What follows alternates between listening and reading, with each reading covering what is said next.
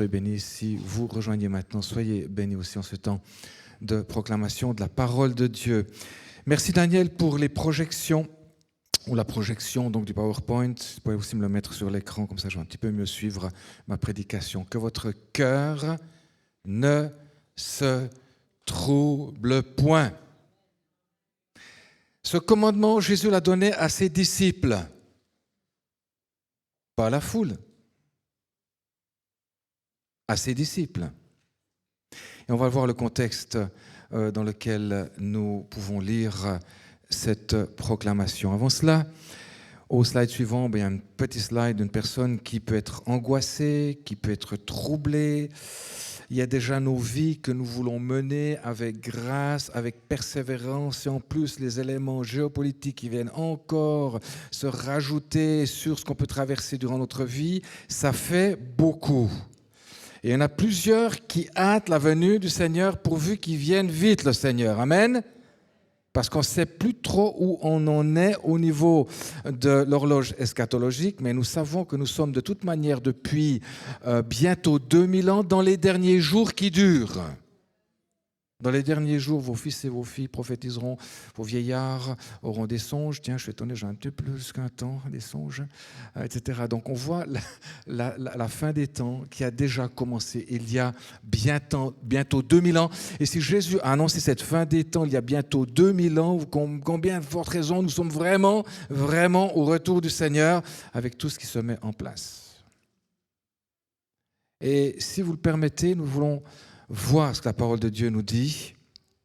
Déjà en Luc 21, il est dit, quand ces choses commenceront à arriver, redressez-vous et levez vos têtes. Ce n'est pas le moment de la baisser, la tête.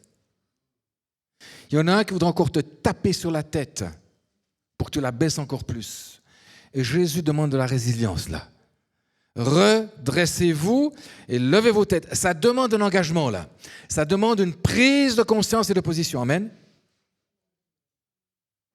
Parce qu'il y aurait de quoi déprimer. Et le Seigneur vous dit non, il y a plus que cela. Redressez-vous, levez vos têtes parce que votre délivrance approche ou est proche. Amen. Tu peux relever ta tête parce que la délivrance est bientôt là. Quelles que soient les circonstances de ta vie. Le Seigneur est ta délivrance, c'est lui qui va te délivrer. Amen. Et il nous a délivrés de tous nos ennemis. Il dresse même une table devant et en face de tes ennemis. Psaume 23, il reste bon berger. Parce que l'Éternel est mon berger, alors je ne manquerai de rien. Amen. Même si je passe par l'ombre de la vallée de la mort, je ne manquerai de rien. Tu dis, reste même une table en face de mes ennemis. Tu me remplis, ma coupe déborde. Tu m'oins d'huile, Seigneur. Et c'est cette proximité, ce cœur à cœur avec Jésus qui te donnera la victoire. Compte sur le Seigneur, Jésus ne va jamais te décevoir. En tout cas, j'ai été déçu des hommes, je pense que vous aussi. C'est pour ça que le Seigneur nous demande de ne pas nous confier en l'homme. Mais je n'ai jamais été déçu de mon Dieu, jamais. Est-ce que tu n'es pas déçu, j'espère, de ton Dieu aussi? Parce que lui tient ses promesses. Amen. Donc quand cela arrivera, quand ces choses commenceront à arriver, redressez-vous et levez vos têtes parce que votre délivrance est proche ou approche. Regardez les versets précédents, à partir du verset 20, toujours dans Luc 21. Lorsque vous verrez Jérusalem investie par des armées, sachez alors que sa dévastation est proche. Le Seigneur est pour la restauration d'Israël. Mais il y a un temps douloureux qui arrive. Alors que ceux qui seront en Judée fuient dans les montagnes, que ceux qui seront au milieu de Jérusalem s'en retirent, et que ceux qui seront dans les campagnes n'entrent pas dans la ville, car ce seront des jours de vengeance pour l'accomplissement de tout ce qui est écrit. Tout est écrit. Et tout ce qui est écrit va arriver. Alors attention, on ne va pas être défaitiste. De toute façon, c'est écrit, Seigneur, tu fais ce que tu veux. Non. On va continuer d'intercéder, de prier, d'attendre le Seigneur. Mais ces choses vont arriver. Attention à l'eschatologie. Mettez pas des échéances en disant non, Seigneur, il ne faut pas venir maintenant parce qu'il y a encore ça qui doit se passer, il y a ça qui doit se passer, puis il y a encore ceci qui doit se passer. Là, on est les champions de l'eschatologie. Attention, ce n'est pas dans cette attitude que nous devons rester. On n'est pas là pour observer, si on est là pour discerner les temps, d'accord, mais on n'est pas là pour éplucher les événements, pour se dire voilà où on en est, attention. On ne sait pas quand Jésus revient, ça au moins c'est une certitude qu'il va revenir, amen. On sait qu'on est proche de son retour et il y a une attitude de vie, un style de vie, une position et un positionnement dans le Seigneur à adopter durant ces temps. Malheur aux femmes qui seront enceintes et à celles qui allaiteront ces jours-là, car il y aura une grande détresse dans le pays et de la colère pour châtier ce peuple. Pour châtier ce peuple. Là, on parle d'Israël. Enfin, c'est mon interprétation. Ils tomberont sous le tranchant de l'épée, ils seront emmenés captifs par toutes les nations. Ben oui. Et Jérusalem sera même foulée aux pieds par les nations jusqu'à ce que les temps des nations soient accomplis. Il y a une fin à tout ça. Nous approchons de cette fin.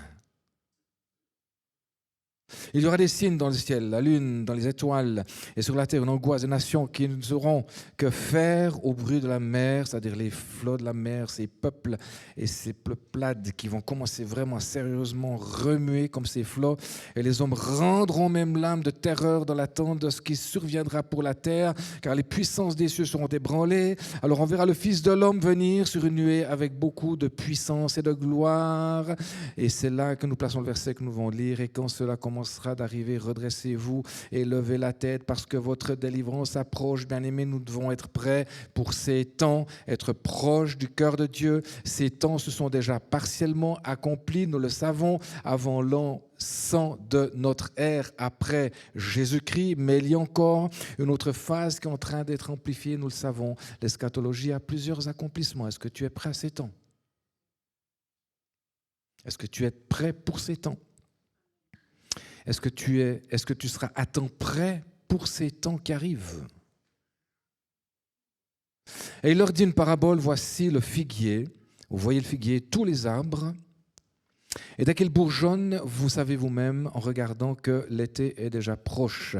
De même, vous aussi, quand vous verrez ces choses arriver, sachez que le royaume de Dieu est proche. Il est proche. Il est proche et de plus en plus proche. Le royaume de Dieu s'approche. On s'approche du royaume de Dieu comme lui s'approche de nous. En vérité, je vous le dis, cette génération ne passera point que tout cela n'arrive. On sait que la génération de Jésus a passé. On sait que ces choses sont arrivées. Et elles vont se répéter. Le ciel et la terre passeront, mais mes paroles ne passeront point. Amen. C'est les paroles de Jésus ne passeront point. Ses promesses ne passeront point. Elles sont oui et amen en Jésus. Il les tient. Il tient promesse. Tu peux t'accrocher à ses promesses. Amen. Il ne va pas te laisser, il ne va pas t'abandonner. Le Seigneur est fidèle, il revient bientôt. Amen.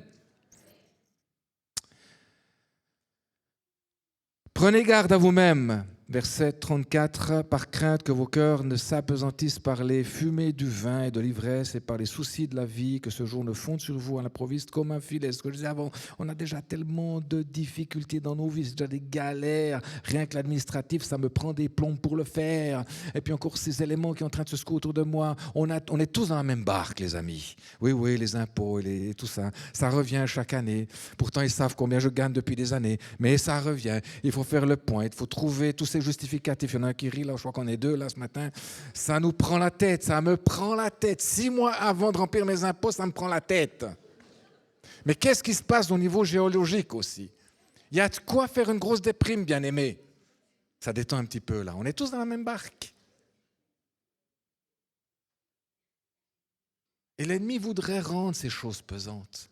Comment encore me concentrer sur les choses eschatologiques? J'ai déjà tellement de choses à régler dans ma vie. Et puis on en passe des traversées dans nos vies.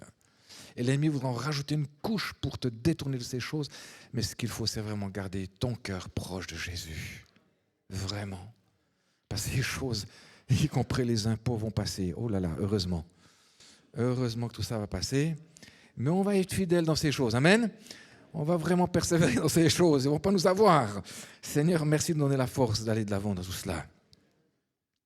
Ce jour fondra sur vous à l'improviste comme un filet, car il viendra sur tous ceux qui habitent la surface de toute la terre. Veillez donc et priez en tout temps, afin que vous ayez la force d'échapper à tout ce qui doit arriver et de paraître debout, pas aplati, pas déprimé, pas complètement démoli, debout, fièrement debout, amen, par une foi inébranlable dans le Seigneur Jésus. Debout devant le Fils de l'homme, parce que tu es digne, bien-aimé, Fils de Dieu, de te tenir devant le Fils de l'homme.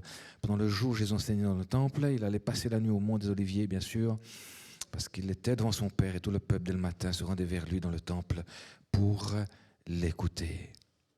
Vous savez, à l'heure de la croix, Jésus qui était parfaitement homme et parfaitement Dieu, s'il n'avait été pas parfaitement homme, il y aurait eu de la triche, parce qu'il ne pourrait pas s'identifier à ce que je vis. Mais c'est parce qu'il est parfaitement homme qu'il peut pleinement s'identifier à ce que je vis. Et il s'est tellement identifié à mes galères que quand il était en Gethsémani, ce n'était pas du tout Éden, là, c'était vraiment le jardin de l'angoisse. Il dit à son père, Père, s'il est possible d'éloigner cette coupe de moi, mais non pas ma volonté, mais ta volonté, ô Père. Et il a bu cette coupe jusqu'à la lie, la coupe que les nations boiront aussi à la fin des temps. Jésus l'a déjà bu. Et en buvant cette coupe, avant cela, eh bien, il demande aux disciples, vous pouvez revoir ça, c'est dans Matthieu 26, il demande aux disciples de veiller, de prier avec lui. Et voilà que les disciples, ben voilà, c'était peut-être une journée fatigante, il faisait chaud comme ces temps, et puis ils ont été appesantis. Jésus est revenu, il les trouve endormis, il repart de nouveau prier, il revient et il les trouve endormis, et il leur dit veillez et priez afin de ne pas entrer dans la tentation. C'est le temps de se réveiller, bien-aimés.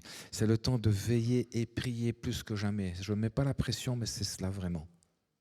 Si tu veux être en dehors de la tentation, si tu ne veux pas être tenté, veille et prie. Sois continuellement en prière. Et je ne parle pas d'un fanatisme là. La prière, c'est une attitude de vie. Tu es toujours connecté avec Jésus. Tu es toujours en train de l'aimer. Tu es toujours en train d'y parler. Même quand tu es à la Migros, à la Coop, on ne va pas faire de concurrence, ou Aldi, ou Lidl, enfin bref. Tu penses à Jésus. Tu remercies le Seigneur.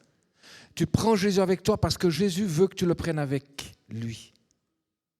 Tu sois avec lui, continuellement. Ça, c'est de l'adoration. Tu serres ton cœur auprès de Jésus. Bien-aimé, le temps de séduction arrive sur cette terre. Celles et ceux qui tiendront le coup sont celles et ceux qui vivent et pratiquent la parole de Dieu et qui sont connectés à Jésus. Je le disais tout à l'heure, l'intelligence artificielle a fait un bond phénoménal. On fait maintenant ce qu'on veut avec l'intelligence artificielle. Attention à l'image. Attention à ce que le monde vous montre, parce qu'il faudra vraiment contrôler ce qu'on regarde. Il y a même des articulations de bouche quand la personne parle et que c'est la personne qui dit alors que c'est de la singerie, c'est de la tromperie. Attention. Et c'est terrible parce qu'on pourra venir suspicieux sur tout, les amis. Moi, j'ai vraiment de la peine à croire que ce soit les médias. Bon, on sait qu'elles sont antisémites. Elles sont tellement antisémites. Elles font partie du gros lot de l'antisémitisme. Je suis obligé de le dire, malheureusement. Triez vos médias. Discernez. Il y aura tellement de confusion avec cette intelligence artificielle. Non, ce n'est pas un vieux qui parle. Oh, ce vieux, avec l'intelligence artificielle. C'est vrai, c'est génial. Hein, tu peux faire tes devoirs tranquille, tu lui demandes ce qu'il fait, tu as un serviteur là, boum, et puis j'ai mon devoir qui est fait, c'est génial, j'ai plus rien à faire. On devient très, très flemmard. On n'aura plus de discernement, bien-aimé, parce que l'intelligence a dit, ben c'est ça. Ah non. Parce que la parole de Dieu a dit oui. Alors c'est ça. Et ça va arriver. Il y aura tellement de séduction, bien-aimé, que si tu n'es pas proche, je ne mets pas la pression, mais c'est la réalité. Si tu n'es pas proche du cœur de Jésus, si tu ne mets pas en pratique la parole de Dieu, si tu ne gardes pas la parole de Dieu sur ton cœur comme David le faisait, savez-vous que chaque roi d'Israël devait recopier toute cette loi pour que cette loi entre dans leur cœur, dans leur tête, parce qu'ils étaient tellement séduits aussi. Mais qu'en est-il de ces jours où il y a de plus en plus de séduction et où nous devrons écouter la voix de Dieu dans nos cœurs, dans ces éléments et ces événements eschatologiques pour discerner le vrai du faux, parce que sinon on va tous nous mener en bateau. Et là, on ne va pas être des moutons qui allons suivre comme des moutons. Nous devons avoir le cœur proche du Seigneur. Nous devons nous appliquer à rester connectés, à veiller et prier pour ne pas entrer dans la tentation. Un autre passage, c'est dans Luc 12, quelques versets précédents.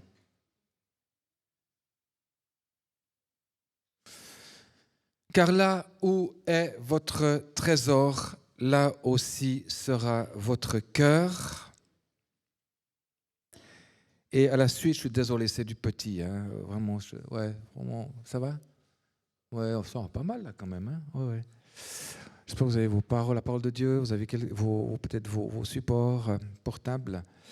Verset 35, on va quand même lire le contexte de ce texte-là. Donc, car là où est votre trésor, là aussi sera votre cœur. Il est où ton cœur ce matin? Si Jésus est ton trésor, c'est bon. S'il y a d'autres choses que le trésor de Jésus dans ta vie, il faut faire attention. Quelqu'un disait, Jésus, il faut qu'il ait la première place dans ton cœur. Moi, je dis, il faut qu'il ait toute la place dans ton cœur. Il faut que ton cœur soit envahi de la présence de Dieu. Et c'est un bon commencement pour la suite. C'est une bonne base pour la suite. Verset 35. Que vos reins soient sains et vos lampes allumées. Je le disais tout à l'heure, vous connaissez les 10 vierges. Il y en avait 5 sages et 5 folles. Les 5 folles ne sont pas le monde et les 5 sages l'Église. Les 10 vierges sont toute l'Église. Puis il y en a 5 folles et 5 sages. C'est adressé aux enfants de Dieu. Elles se sont toutes endormies. Mais 5 étaient sages parce qu'elles avaient préparé leur cœur à la venue de l'époux. Parce qu'elles n'attendaient plus que le moment de l'époux qui arrive. Parce qu'elles avaient cette attente vitale de voir l'époux et de faire partie des noces. Alors, je parle à des convaincus, là, Jonathan et Mélissa, hein, certainement. Magnifique, ce mariage. Magnifique de voir que Jésus vient bientôt rechercher son peuple, son Église. L'enlèvement, son retour, la parousie, il est bientôt là. Et j'hâte la venue du Seigneur, amen, par mon amour que j'ai pour lui, par la démonstration pratique de l'évangile de tous les jours, sinon c'est de l'intellect, ça ne sert à rien. Tu te bassines avec des trucs qui n'existent pas ou qui devraient exister, mais tu ne les vis pas, donc c'est comme si ça n'existait pas. Je ne sais pas si vous suivez là, j'ai un petit peu de la peine à me suivre aussi. L'authenticité de l'évangile. La grâce d'être attaché au cœur de Jésus, au cœur de l'époux déjà. C'est comme si ces vierges étaient là, vraiment déjà avec l'époux qui était en train de venir. C'est cette église qui sera enlevée, bien-aimés. Y a-t-il l'église dans l'église? Je le répète, y a-t-il l'église dans l'église? J'espère que je ne vous choque pas ce matin. J'espère que je ne vous choque pas. Jésus s'est souvent adressé à la foule, mais ses enseignements, il les a donnés à ses disciples. Et la question à se poser, est-ce que je suis vraiment un disciple du Seigneur? Est-ce que je me distingue de la foule qui veut juste qu'on réponde à ses besoins? Quand Jésus nourrissait la foule, il avait compassion de la foule. Il guérissait, compassion. Il voyait la foule comme sans berger, mais c'était pour en faire des disciples, parce que la foule le cherchait, parce qu'il les nourrissait. Si Jésus est juste là pour répondre à tes besoins, ça ne va pas. Il y a plus que ça. Il y a cette proximité avec lui. Il y a d'endosser ce disciple-là pour le servir et devenir témoin de Jésus-Christ. Pour ça, on a besoin de la puissance d'esprit. Vous serez mes témoins. Attendez à Jérusalem et vous recevrez une puissance, celle du Saint-Esprit survenant sur vous. Et alors, après avoir été rempli de l'Esprit, alors seulement vous serez témoins à Jérusalem, Judée, Samarie et jusqu'aux extrémités de la terre. Amen. Si tu veux être témoin de Jésus-Christ, tu dois absolument avoir le baptême dans l'Esprit. C'est ce que nous enseignons à nos futurs baptisés. Merci aussi, Président, d'avoir fait l'annonce tout à l'heure. Venez encourager le 4 juillet, c'est un vendredi à 19h. nous allons célébrer ces baptêmes, nous allons nous réjouir. Alors j'aime mieux vous dire qu'on les drille, on les a drillés jeudi dernier dans l'urgence du baptême dans l'esprit. On a besoin de la puissance de l'esprit pour tenir le coup, amen. Pourquoi est-ce que le Seigneur nous a donné l'esprit après Jésus-Christ? Il ne pouvait pas nous donner autre chose de meilleur que l'Esprit encore. Il nous a donné non seulement son Fils, mais il nous a donné la puissance de l'Esprit qui arrive par le Saint-Esprit. Donc Dieu nous a tout donné. Qu'est-ce qu'on fait de cette puissance? Qu'est-ce qu'on fait de ces cadeaux de Dieu? À quoi ça sert le baptême dans l'Esprit? Si je te pose cette question, il y a encore beaucoup à apprendre du Seigneur. Il y a beaucoup à saisir des promesses de Dieu. Le baptême dans l'Esprit sert à quelque chose. Ça va être témoin de Jésus-Christ. Amen. Pardon pour tous les abus de l'Église qu'il y a eu au niveau du baptême de l'Esprit, de faire croire que vous étiez baptisé dans l'Esprit en répétant ces quelques 3 petites syllabes et puis tu penses que tu es baptisé dans l'Esprit. Il y a beaucoup plus que cela. C'est plus que cela le baptême dans l'Esprit. C'est de l'abondance du cœur que la bouche parle. Amen. Et le Seigneur te remplit de cette puissance, cet amour et ça sort en langue. J'ai déjà dit, je crois dimanche passé, c'est une langue qui sort. C'est la puissance, c'est le zèle de l'Éternel qui t'habite. C'est le zèle de la maison de Dieu qui te dévore, comme Jésus était dévoré par le zèle de sa maison. Amen. C'est cela, d'être habité de la puissance, mais pas pour massacrer, je l'ai déjà dit, son frère ou sa sœur à coup de versets bibliques, ou des hyper spirituels que tu ne donnes vraiment plus envie, parce qu'il y en a qui parlent en langue, mais ils sont tellement spirituels, ça ne donne pas envie. Ça ne donne pas envie. Tu sens si c'est de la religiosité ou tu sais si c'est de l'authenticité. Amen. Et c'est de cette trempe que le Seigneur veut faire son Église. Cette Église qu'ils vont enlever. Nous avons besoin de retrouver ces choses, bien-aimés. Nous avons besoin de vivre la puissance de l'Esprit. Gloire à toi. Et je me suis perdu. Ça m'arrive de temps en temps. Amen. Le pasteur qui se perd. Si le pasteur se perd, mais qu'est-ce qui va arriver des brebis? On va où?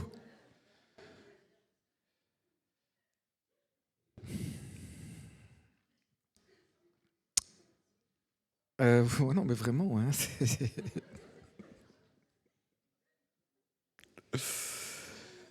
Heureux ce serviteur, verset 37, toujours dans Luc 12, que le maître à son arrivée trouvera veillant, je vous le dis en vérité. Il se scindra et les mettra à table et il s'approchera pour les servir. Tout en compte, Jésus qui était serviteur jusqu'au bout ici-bas va continuer de nous servir dans le royaume. Quand tu pries le Seigneur, quand tu demandes au Seigneur d'accomplir ses promesses, quand tu lui demandes quelque chose de gloire, de glorieux, de la gloire qu'il revêt auprès du Père, parce qu'il est assis à la droite du Père, parce que tout a été créé par lui et pour lui, il continue de t'exaucer, il continue à te servir. Ça, c'est Jésus. Et toi, en tant que servante, serviteur de l'Éternel, Dieu ne va pas manquer de continuer de te servir et d'exaucer tes prières, parce qu'il aime servir. Il est Dieu Tout-Puissant, mais il est serviteur, et il le sera.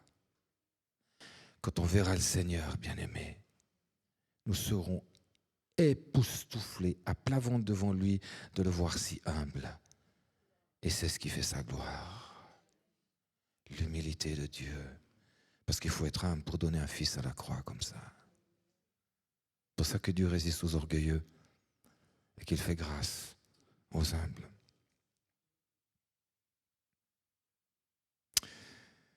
Qu'il arrive à la deuxième ou à la troisième veille, ce maître, heureux ses serviteurs qu'il trouve veillants. Sachez-le bien, si le maître de la maison savait à quelle heure le voleur doit venir, il veillerait et ne laisserait pas percer sa maison. C'est pas que Jésus soit un voleur, mais le voleur, il essaie toujours d'être le plus inaperçu. Ça, c'est normal. Hein, il va pas dire « coucou, j'arrive hein, ». C'est ça. Voilà. Donc, il est très fin. On ne sait pas ce qui nous donne de veiller. C'est la même chose avec Jésus, le retour du Seigneur. C'est ce qui nous donne de veiller et de prier parce qu'on peut discerner les temps, mais on n'a pas la date exacte. Merci Seigneur. Il y a quelqu'un, il y a quelques années, qui a essayé de mettre une date et de nouveau, c'était la fausse. Et on commence à être fatigué. Non, écoutez. Mais là, c'était grave parce qu'il y a des personnes qui ont vendu leur propriété, ça a été une catastrophe. Non, et s'il vous plaît, si quelqu'un vous donne une date, non, alors peut-être une période. Voilà, on sait qu'on arrive gentiment au retour du Seigneur, mais pas une date. Il n'y a pas de date qui vaille. Ce serait trop facile. parce qu'on ferait n'importe quoi, puis juste un jour avant, oups, ok, on va te remettre en ordre avec le Seigneur parce qu'il revient demain. Ça ne marche pas comme ça. On est comme ça, on souhaiterait. Non. Quand on commence à connaître le Seigneur, c'est parce qu'on veut vraiment vivre avec lui, le bénir, l'honorer, le respecter et l'attendre patiemment, bien-aimé. C'est ce qui fait notre espérance vivante, c'est de l'attendre. Amen. Parce qu'il revient bientôt. Alléluia. Vous aussi, tenez-vous prêts, car le Fils de l'homme viendra à l'heure où vous n'y penserez pas. Permettez qu'on revienne juste un petit peu avant encore ce passage. C'est toujours dans Luc 12, à partir du verset 15. Comme vous le savez, j'aime beaucoup resituer les textes dans leur contexte. Tout texte hors de son contexte n'est que prétexte dans la parole de Dieu. Vous pouvez sortir des versets bibliques et en faire une théologie complètement fausse. C'est le drame. Le diable l'a fait avec Jésus. De sortir des versets bibliques. Ah ouais, il est bon le diable. Pour essayer de tenter Jésus. Non mais tu te rends compte, ça c'est une honte épouvantable. Et Jésus, il replace les choses dans le contexte et c'est ce qui lui permet justement de résister au diable. Attention aux versets qu'on sort de leur contexte. On peut tuer au nom du Seigneur. On peut faire des désastres au nom du Seigneur. Alors si on resitue tout cela dans le contexte, Luc 12, verset 15, il leur dit, gardez-vous avec soin de toute avarice. Je le disais tout à l'heure, mon cher président, je ne savais pas que tu allais faire cette annonce aujourd'hui concernant les finances de l'Église, mais mon message parle de ces choses. Il n'y a pas du tout de manipulation, je peux vous le garantir, j'espère que je ne m'enfonce pas en disant ça, hein, mais je peux vous dire qu'on ne s'est pas concerté. Alors je continue, vous êtes d'accord ? Vous êtes un petit peu obligé de suivre quand même avec moi. Hein. Là, je ne me perds plus. Hein. Gardez-vous avec soin de toute avarice, car la vie d'un homme ne dépendra pas de ses biens, fût-il dans l'abondance. Verset 16. Et il leur dit cette parabole. Les terres d'un homme riche avaient beaucoup rapporté. Plus on a, plus on en veut. Hein. Et il raisonnait en lui-même en disant, que ferai-je, car je n'ai pas de place pour serrer ma récolte. Oui, je vous le disais, on en veut toujours plus. Et il raisonnait comme cela. Et voici, dit-il, ce que je ferai. J'abattrai mes greniers, voyons. J'en bâtirai de plus grands, j'amasserai toute ma récolte et tous mes biens. Et je dirai à mon âme, tu as beaucoup de biens en réserve pour plusieurs années. Repose-toi, mange, bois et réjouis-toi. Il a tout loupé, le gars. Hein. Il ne s'est pas réjoui avant. Son seul souci, c'était d'amasser. Tu te rends compte le stressé que c'était ? Le pauvre. Ça, c'est un petit peu une caricature de nos vies, il faut quand même l'avouer. Hein. Je parle généralement très bien. Hein. Tout généralement. Mais Dieu lui dit insensé, cette nuit même, ton âme te sera demandée, et ce que tu as préparé, pour qui cela sera-t-il ? Ça fait mal, hein, quand tu amasses toute ta vie pour quelqu'un d'autre, puis l'autre il arrive, puis il se sert. C'est cruel quand même, hein ? N'est-ce pas la réalité ? Heureusement qu'il y a autre chose. C'est de quoi déprimer, hein ? Vous êtes d'accord ou bien ? On entend une mouche voler là ce matin. Là. Verset 21, il en est ainsi de celui qui amasse du trésor pour lui-même et qui n'est pas riche pour Dieu. Toutes ces richesses ne te rendent pas riche pour le Seigneur. Regardez au verset 22. Jésus dit ensuite à ses disciples, pas à la foule, il parle à ses disciples. Il parle à ceux, celles qui le suivent, qui l'aiment. Et il est très déterminant là. Il dit, c'est pourquoi je vous dis, ne vous inquiétez pas pour votre vie de ce que vous mangerez, ni pour votre corps de quoi vous serez vêtu. Si tu as cette inquiétude-là, alors il faut quand même faire ce qu'il faut. Si tu es pénible pour un travail qu'on t'offre, puis que tu n'es pas prêt à mettre les mains dans le cambouis, puis que tu n'as pas ton pain à la fin du mois, je suis désolé, c'est un petit peu de ta faute. Je suis un petit peu dur là. Il ne faut pas trop être bouche fine pour un travail. Tout ce que ma main a trouvé à faire, je l'ai fait. Et Dieu nous a bénis et a démultiplié. C'est une question de cœur. Mais si tu t'inquiètes pour cela, est-ce que tu es vraiment disciple du Seigneur ? Est-ce que tu connais cette proximité avec le Seigneur qui peut pourvoir ? Parce qu'il parle à ses disciples. Et il est temps de renouveler sa confiance dans celui qui pourvoit, dans celui qui dit la chose arrive, amen, dans celui qui leur donne, elle vient à l'existence. C'est ce Dieu que je connais.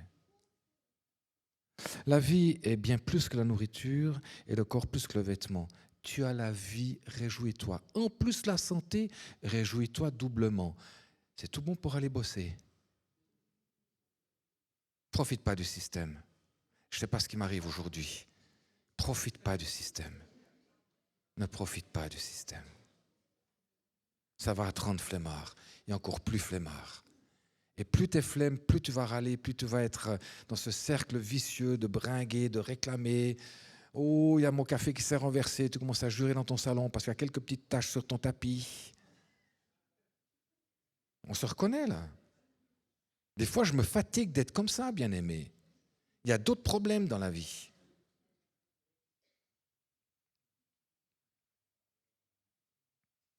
Et voilà que je me repère. Considérez les corbeaux. Ils ne sèment ni ne moissonnent, ils n'ont ni cellier ni grenier. Vous vous rendez compte? Et Dieu les nourrit. Combien ne valez-vous pas plus que les oiseaux? Jésus a donné son sang pour te racheter. Ne crains pas. Amen. Je ne t'abandonnerai ni te délaisserai de l'Éternel. Amen. Qui de vous, par ses inquiétudes, peut ajouter une coudée à la durée de sa vie ou à sa taille? Bon, il y en a qui ne voudraient pas rajouter une coudée à leur taille, parce que ça va déjà bien comme ça, d'accord? Mais c'est vrai, à force de faire du souci. Si donc vous ne pouvez pas même la moindre de ces choses, pourquoi vous inquiétez du reste? Considérez comment croissent les lys. Si le travail ne file, cependant je vous le dis que Salomon, même dans toute sa gloire, et quelle gloire il avait, hein, Salomon, n'a pas été vêtu comme l'un d'eux. Vous vous rendez compte? Si Dieu revêt ainsi l'herbe qui est aujourd'hui dans les champs et qui demain sera jetée au four ou au feu, à combien de forte raison Dieu ne vous revêtira-t-il pas gens de peu de foi?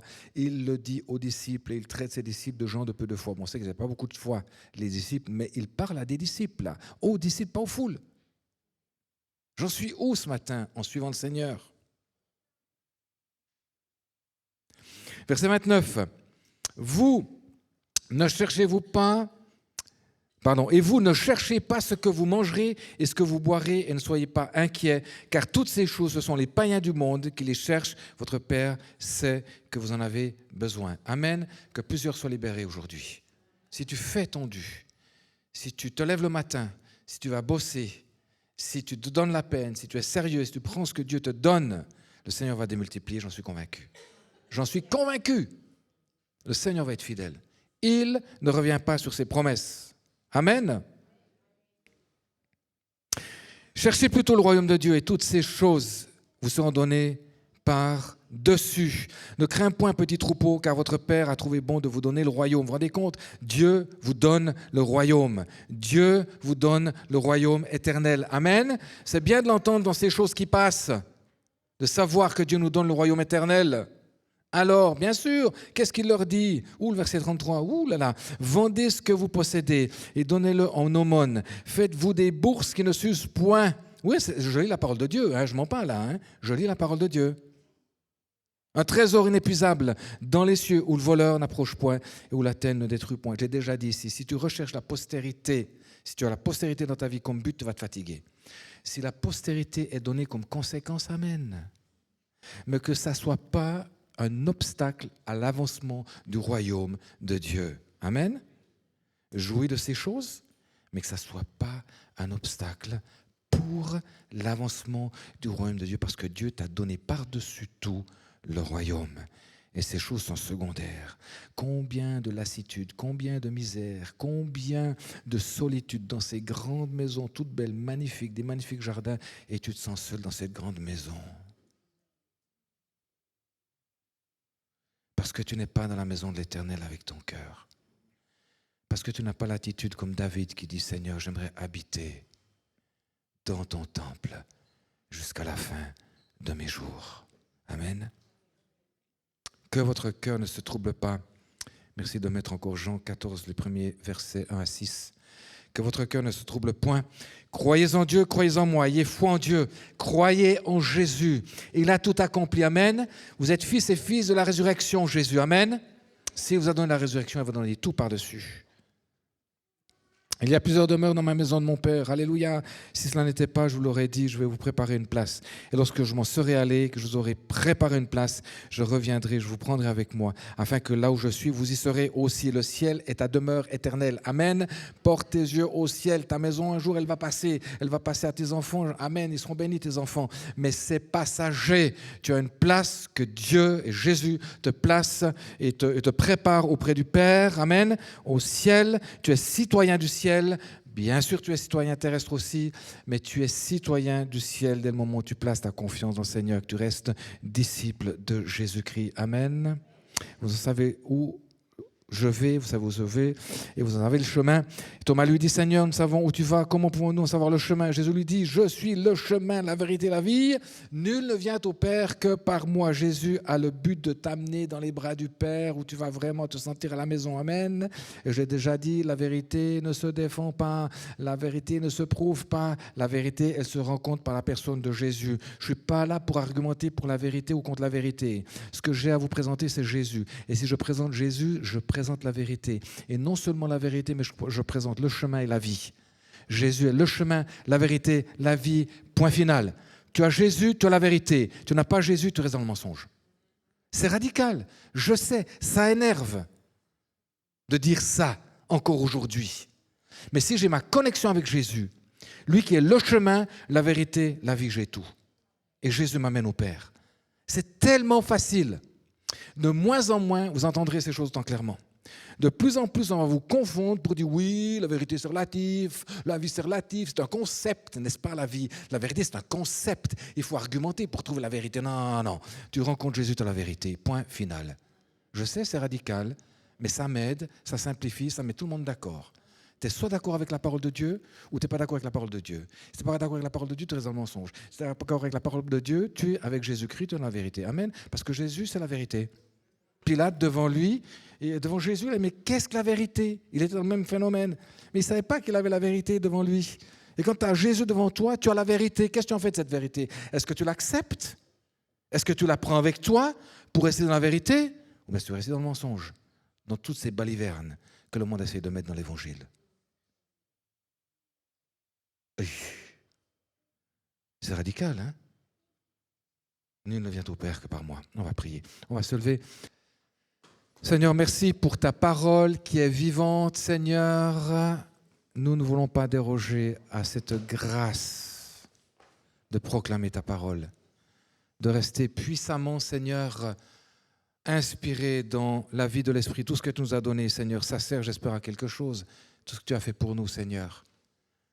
Ton Fils qui a été donné à la croix, le sang qui a coulé pour le pardon de mes péchés, la venue de la puissance de l'Esprit, l'assemblée est le fruit de la première Pentecôte, le fruit de la fusion de l'Esprit sur l'assemblée, qui a été la grâce de voir l'assemblée naître par la puissance de l'Esprit.